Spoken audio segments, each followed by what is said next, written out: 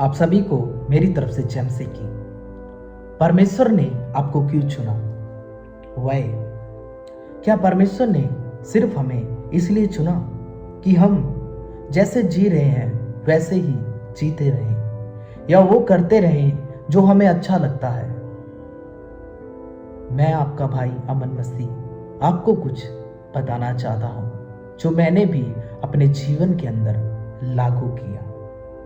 Bible के अंदर जब आप देखेंगे आपको बहुत सी बातें सीखने को मिलती है, लेकिन वहां पर एक वचन है मत्ती अध्याय 9।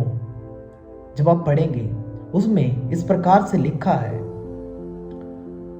37 वचन, तब उसने अपने चेलों से कहा, पके खेत तो बहुत है पर मजदूर थोड़े हैं, इसलिए खेत के स्वामी से विनती करो कि वह अपने खेत काटने के लिए मजदूर भेजे।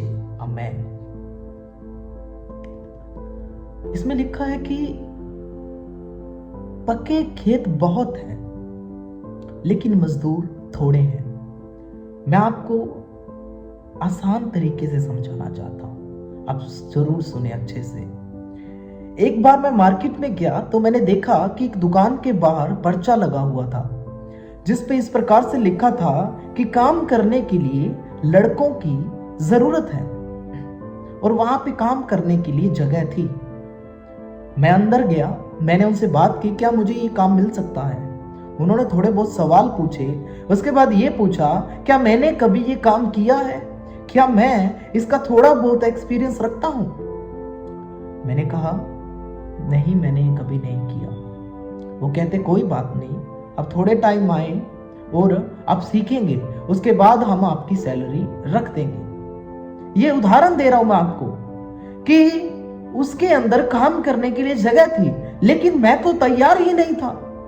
इसी तरह परमेश्वर ने आपको चुना है, शायद आप तैयार नहीं हैं, लेकिन जैसे जैसे मैं उस दुकान में जाता गया उन्होंने मुझे सिखाया कि तुम्हें कैसे क्या करना है, कैसे कस्टमर को हैंडल करना है। उसी तरह मेरे भाइयों, परमेश्वर ने आज आपको चुना है और आपका मकसद क्या है? परमेश्वर के वचनों से आपको सीखने को मिलता है। परमेश्वर के बहुत से दास हैं जो आपको सिखाते हैं कि परमेश्वर ने आपको क्यों चुना है, आपका मकसद क्या है। मान लीजिए अब मैं दुकान पे लग गया और मुझे काम आने लगा और दुकानदार ने मेरी सैलरी फिक्स कर दी।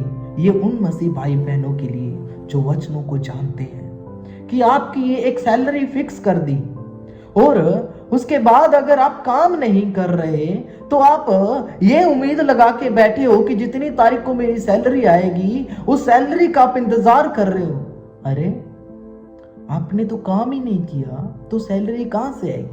अब जिस दुकान पे मैं लगा हूं मैंने काम ही नहीं किया तो मेरी सैलरी कहां से आएगी? मेरे भाइयों जो मसीह के वचनों को जानते हैं, जो आज टूट चुके हैं, जिनके घरों में इस टाइम प्रॉब्लम है, मैं आपसे कहना चाहता हूं अगर आप उसके कामों को करेंगे नहीं तो फल कहां से आएंगे, तो आशीषें कहां से आएंगी, तो जो बंद रास्ते वो कैसे खुलेंगे? नहीं होगा। अगर मैं उस दुकान पे कंटिन्यू जाऊंगा, सेठ के अंडर में काम करूंगा, वो मुझे देखेगा मैं ईमानदार हूं, मैं उसके काम को अच्छे से कर रहा हूं, मैं उसके काम को बढ़ा रहा हूं, तो वो मेरी सैलरी को टाइम से पहले भी दे सकता है, मेरी जरूरत पड़ने पे मुझे दे सकता है। लेकिन मैं आपसे कहना चाहता हूं मेरे मसीह भाई बहनों, परमेश्वर ने आपको चुना है, उसकी बुलाहट को समझे। बाइबल में लिखा है पके खेत बहुत है लेकिन मजदूर थोड़े हैं। मेरे भाइयों, बहुत से मसीह लोग बचना चाहते हैं लेकिन उनको प्रचार करने के लिए कोई नहीं है, उनको बताने के लिए कोई नहीं है। परमेश्वर ने आपको चुना है जिस गली के अंदर मसीह लोग नहीं उस गली में जाने के लिए, जिस गांव में मसीह लोग नहीं उस गांव में जाने के लिए, जो लोग मसीह को नहीं जानते उनको बताने के लिए आपको चुना गया है। आपका मकसद ये है कि हमारा परमेश्वर यीशु जिंदा है और वो आपको जिंदगी देना चाहता है, वो आपको बचाना चाहता है। मेरे मसीह भाई बहनों जो खो चुके हो, जो ये नहीं जानते कि आपको परमेश्वर ने चुना क्यों है, तो मैं आपको बताना चाहता हूं, परमेश्वर ने आपको इसलिए चुना है कि जो लोग अंधकार की तरफ जा रहे हैं उन्हें आप बचा सको।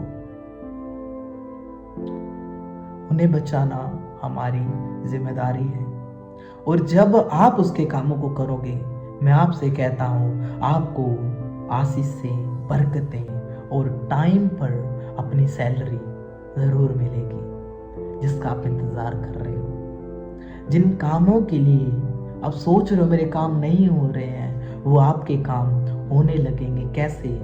जब आप परमेश्वर के सामने अपने आप को कहेंगे कि परमेश्वर, मैं तेरे कामों को करना चाहता हूं, मैं जान चुका हूं आपने मुझे किस लिए चुना है।